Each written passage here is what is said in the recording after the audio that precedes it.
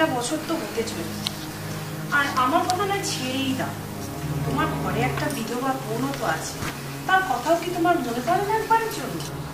শোনো মিন্ময়, তোমাদের যখন সময় আসবে তখন আর আমাদের সময় থাকবে না। তোমরা পুরুষেরা কেরিয়ার নিয়ে এতটাই ব্যস্ত থাকো যে বাড়ির বউ বোনেদের কিভাবে সময় কাটে একবার তলিয়ে ভেবে দেখেছো কি?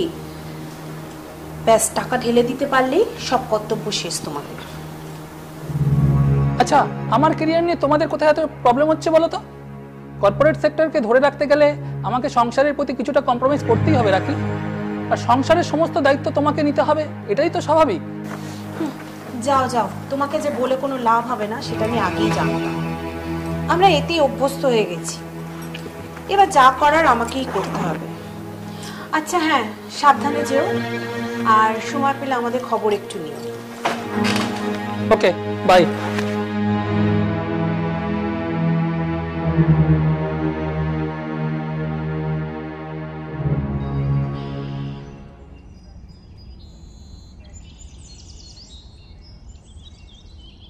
বৌদি, ও বৌদি, দাদা কি আবার বাইরে গেল নাকি গো? এইবারে আবার কতদিনের জন্যে? তো দাদা বা কবে ঘরে থেকেছে বল? এবারে 15 দিনের জন্য দিল্লি গেছে, 12:30টার ফ্লাইট। 15 দিনের জন্যে? দেখো ফিরে 7 দিন যেতে না যেতে আবার একটা কল চলে আসবে, এরবার বলবে 2 মাস কি 4 মাসের জন্য হায়দ্রাবাদ কি মুম্বাই যাব। কিছু মনে করো না বৌদি, এইসব লোককে না বিয়ে করতে নেই। কি আর করবো বল, সবই ভাব। বিয়ের পরও অফিস ট্যুরের কথা ভুলে না, খালি ভুলে যায় আমাদের হানিমুনের কথাটা, আর আমিও ওকে মন করাই। তোমার নন্দের ছিল না ঠিক এই রকম একটা প্রেমহীন, অনুভূতিহীন, মোহহীন, প্রাণহীন একটা মানুষ। লোকে বলতো কাজ পাগল, কিন্তু আমি বলতাম যন্ত্রমানব। জানো, তার এই যান্ত্রিকতাই একদিন তাকে অকালে কেড়ে নিল। আর আমাকে দেখো, আমি সেই তার অতীত অস্তিত্বের সাক্ষী হিসেবে ঘরের এক কোণে পড়ে আছি। আমি বেঁচে আছি না মরে গেছি আমি না সেটাই বুঝতে পারি না। হ্যাঁ রে পাগলি, আমরা বেঁচে আছি, আর কেমন বেঁচে আছি জানিস? আমরা বেঁচে আছি একটা জীবন্ত মমির মতো, যার শরীর, হাত, চোখ, নাক, মুখ সব আছে। এই ফ্ল্যাট নামক কফিনের মধ্যে বন্দি 2 জড় মন।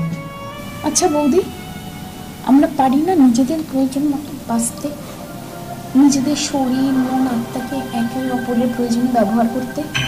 কি প্রয়োজন বলো তো আমাদের পুরুষ মানুষের?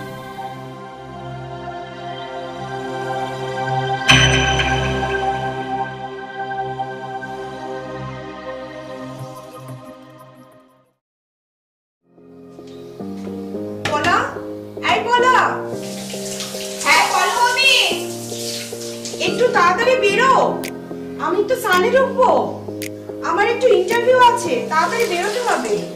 তুমি কি চাকরি করছো নাকি বৌদি? হ্যাঁ রে, এবার নিজের জীবনটা নিজের মতো করেই বাঁচবো। এই সংসারকে তো আমি অনেক কাছ থেকেই দেখলাম। তোমরা দেখো বৌদি, তোমরা সবাই যে যার জীবনটা গুছিয়ে নিচ্ছ নিজেদের মতো করে, আর আমাকে দেখো ঘরের এক কোণে পড়ে আছে একটা আগাছার মতো, আর সেই জীবনের শেষ দিনটার অপেক্ষা দিন গুনছি।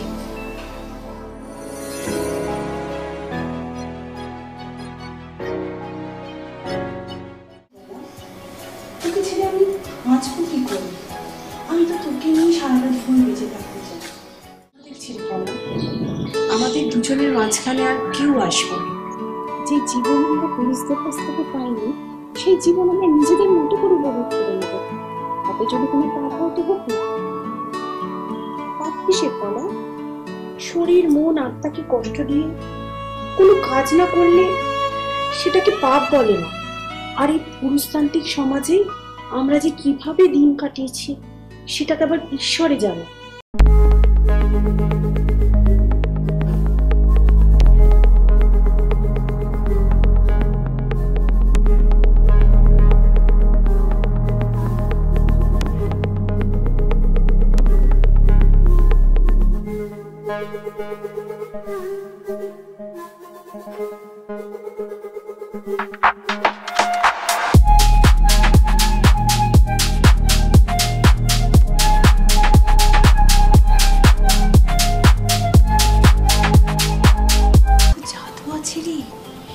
একদম টাটকা।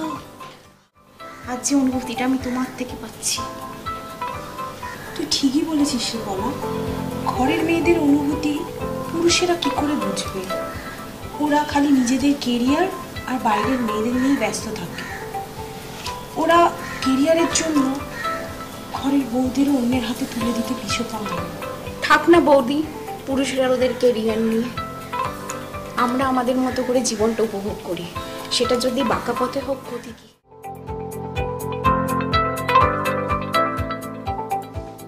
রাখি 15 দিনের জন্য আমি অফিসের টুরে বাইরে গেছি, বাড়িটাকে বেশাকালে বাড়ি ফেলেছিস, তার সঙ্গে পলাকেও নষ্ট করেছিস। এই ছেলে তোর চরিত্র। চিৎকার করো না মৃন্ময়। যা দেখছো সেটা স্বপ্ন নয়, সত্যি। যদি বিশ্বাস না হয় আলোটা জ্বালিয়েই দেখো। আজ অনেক রাত হয়েছে, পাশের ঘরে গিয়ে শুয়ে পড়ো, কাল সকালে কথা হবে। ছি,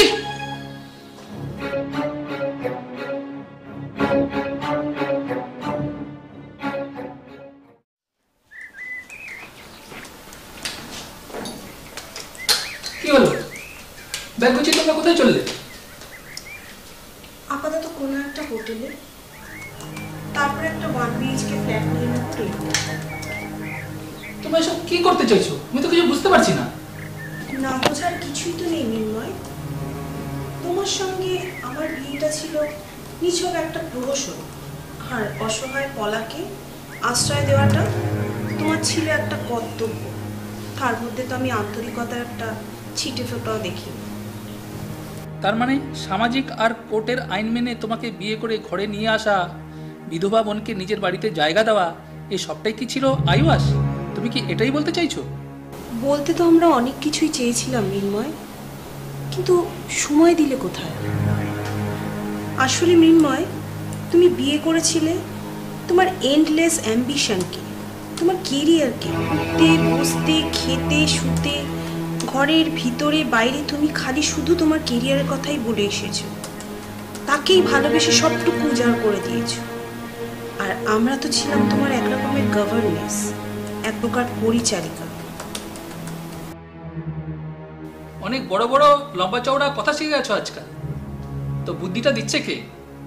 পর্দার সামনে তো তোমাদের দেখতে পাচ্ছি, পর্দার আড়ালে কে আছে? একবার নামটা তো বলো, একটু শুনি। আচ্ছা দাদা, অনেকক্ষণ থেকে তোর কথা শুনছি।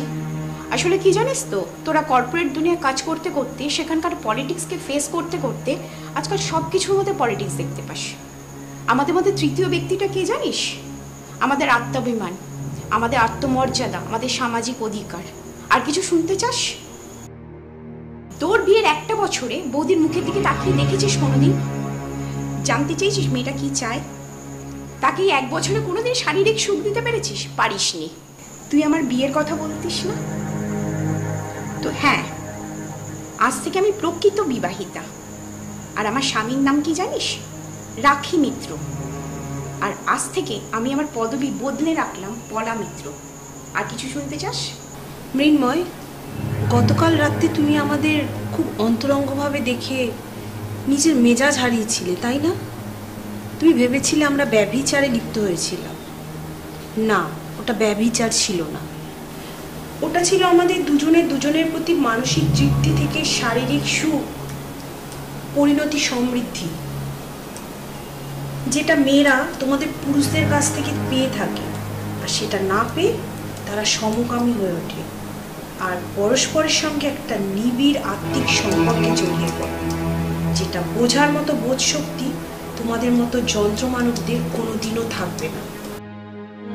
কিন্তু এভাবে তোমরা চিরকাল বাঁচতে পারবে তো, কোনো পুরুষের সাহচর্য ছাড়া?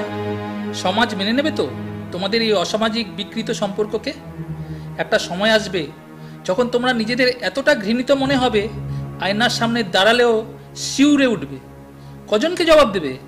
কজনকে পরিচয় দেবে নিজেদের স্বামী পরিত্যক্তা, সমাজ বহির্ভূতা, সমকামী নারী হিসেবে? এখনই বা আমরা কি পরিচয় বেঁচে আছি মৃন্ময়? একটা আইন সিদ্ধ স্বামী স্ত্রীর মিথ্যে পরিচয় নিয়ে একে বাঁচা বলে মৃন্ময়? যে বাঁচার মধ্যে কোনো অর্থ নেই, যে বাঁচার মধ্যে কোনো উদ্দেশ্য নেই, যে বাঁচাতে কোনো প্রেম নেই, যে বাঁচাতে প্রাণ নেই, যে বাঁচাতে আর্থিক সুখ নেই, আত্মিক আমরা বেঁচে পড়ে আছি নির্ময়। শোনো নির্ময়, আমাদের সাথে আর যোগাযোগ রাখার চেষ্টা করো না, চল বল। আসি দাদা, পারলে আমাকে ভুলে যান চিরকালের মতো।